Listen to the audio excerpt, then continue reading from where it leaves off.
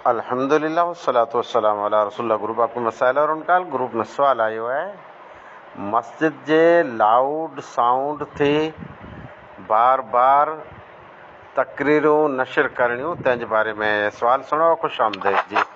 अस्सलाम वालेकुम वरहमतुल्लाहि वबरकातुहू। वालेकुम सलाम वरहमतुल्लाह।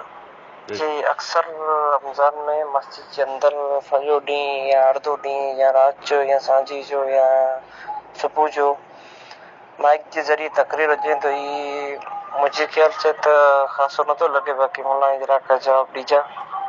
जी जवाब तो उ ॾींहुं जेको इन खे वापरे था लाउड के मस्जिदी अल्लाह जी इबादत जा घर आहिनि।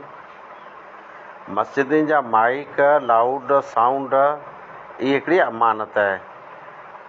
अज़ान जो ऐलान अने निहायती ज़रूरी ऐलान मस्जिद जी लाउड थी करे सघूं।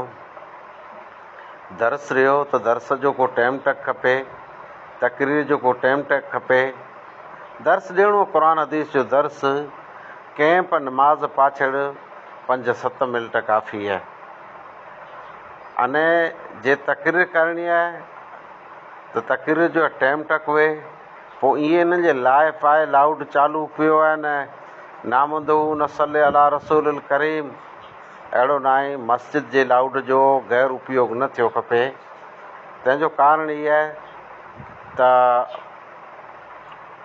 बार बार तकरीरूं थींदियूं। तकरीरूं लाउड वारियूं 5% माण्हू सुणे था, अमुक जॻह ते 95% नथा सुणे, अमुक जॻह ते 20% सुणे था। पोइ 5% पण सुणे लाइ को तयारु की न रहंदो। क़ीमती ऐलान लाउड थी थींदो, ॿिया चवंदा ही त ईअं निवरा रहिया तकरीरूं पिया कईं। लाउड जे मस्जिद जो लाउड अने लाउड जो जेकी नियम निज़ाम टाइट रखियो खपे। मूं हिकिड़े ॻोठ में राति जो क़याम कयो। राति जो आउं टिकियो हुउसि, 3 थिया त हिकिड़ो बानू थियो लाउड चालू करे ने तकरीर में चालू थियो ग़लति। ॿिए ॻोठ में ईअं जीअं थियो उन तां वरी चैलेंज ॾिने, अचो कयो आहे जे व्याज हलाल आहे, व्याज हराम आहे। आऊं चवां थो 100% ॻोठ सुतो पियो। ई को तकरीर जो टाइम थियो त अमुक जॻह ते दर्स ॾिए था, पोइ जिंद नथा छॾिए। माण्हूअ जी मजबूरी हुई ते नमाज़ पढ़ी लाथो आज़ाद थिया। हाणे जी तकरीर सुणे लाइ नथा वें त पाण उन ते मन ॾुख कयूं था जे यार हाणे दीन जी ॻाल्हि नथा सुणो न भॼी वञो था न नाफ़रमान आहियो। कंहिंखे मजूरीअ ते वञिणो आहे, कंहिंखे धंधे ते वञिणो आहे, कंहिंखे आराम जो आहे, कंहिंखे ज़ाती ॿियो कमु आहे। पोइ अर्धो कलाक न वियाजे दर्स टूको न। रमज़ान जे अंदरि ख़ासि रुॻी नात लॻी पई आहे, रुॻी नात, रुॻो ऐलान, रुॻी नात, रुॻो ऐलान। त हेतिरो टाइम थियो रोज़ो बंदि कयो, रोज़े जी नियत कयो, रोज़ो बंदि कयो, रोज़ेदारो रोज़ेदारो। ई मड़े तकल्लुफ़ात आहिनि अने हदियो तोहफ़ो तैला जा ऐलान थिए था। ॿियो कीअं नथो वेझे मौलाना रमज़ान में ॿोरी महिनत कए सॼी राति जाॻाईंदो, सॼी राति जाॻाईंदो। अल्लाह रहम करे नियत करो हुई। ॿियो मुल्क जे अंदरि गैर मुस्लिम रहिया, मुल्क जे अंदरि बच्चा नंढा रहिया, बीमार सीमार रहिया हिकिड़ा, उहे जंहिं ते रोज़ो फ़र्ज़ न आहे। मिणियूं निंद्रूं लाउड जे ज़रिए फिटाइणियूं गैर मुनासिबु आहे। त भले तकरीर कराइजे। अने ॿियो पूरो थिए थो हिकिड़े ॻोठ में 4-5 मिसी थी आई मड़े भेरी तकरीर में चालू थी वञे सुबुह जो दर्स में। वरी राज वारो हिकिड़ो अखर कंहिंजो न सम्झे, रुॻो हुबा थी वञे। अहिड़ो हुए त पहिरीं जे लिखी थिए जे अॼु दर्स आइन ॾीजा, सवारे हू दर्स ॾींदो, पर ईअं हुन मस्जिद जो दर्स थींदो। हिकिड़े ॿिए जे वौद में लाउड चालू करे न वठे इहे कियाड़ियूं कई कर पखीअ था उॾाई, हौकाटा था कई, गाबा पिया खेत्र में।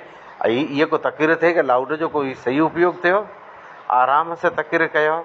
आप सल्लल्लाहु अलैहि वसल्लम तमामु शॉर्ट स्वीट मिठे अंदाज़ में अने साफ़ वज़ाहत तफ़सील वारी चंद मिंट तकरीर कंदा हुआ, जंहिंखे पाण हदीस चऊं था। एॾियूं लंबियूं हदीसूं किथे जे कलाक जान न छॾिणो। उहा ज ॻाल्हि माण्हूअ खे थकाए विझणो। सॼी कच्छ जी तकरीर हिकिड़ी मिसीद ते न थिए अने सॼो ॾींहुं लाउड लाउड लाउड। हाणे रमज़ान में ताराबी में हिकिड़ी जॻह अमुक जॻह ते जाॻो हा हलो तकरीर कयो, गज़ल पढ़ो, तकरीर कयो। अहिड़ो मड़े न थियो खपे। मूंखे हिकिड़े तकरीर करायो राति जो 3 वॻे हरू भरू तकरीर कयो। पोइ मूं ॾिठो बि मुंहिंजो मन तकिरे में न हो, न तैर तकिरे जो टाइम में न हो, पर पोइ ज़कात जे मसरफ़ जे बारे में से मूं गुफ़्तगू कई क़ुर खणी हिकिड़ी आयत जो तर्जुमो कयो। जंहिं मूंखे झिझो चयो, पोइ जहिड़ा ॻाल्हि अधु विच में वेही तैरा उनखे चयो, मूं चयो हैर मूं छेलो अखर कुरो चयो, त उहो निंड मां ईअं छिर खड़ी उथी जो हा ई करो तकिरे जो टाइम को सुणिजो को सुणाइजो टाइम हुए त मस्जिद जे लाउडनि जो गैर उपयोग न थियो कबो। आख़िर दवाना अल्हम्दुलिल्लाह रब्बिल आलमीन। हो तो वीडियो को लाइक करिएगा और चैनल को सब्सक्राइब करिएगा। तो इंशाल्लाह फिर मुलाकात होगी, दुआ में याद रखिएगा। अस्सलामु अलैकुम व रहमतुल्लाह।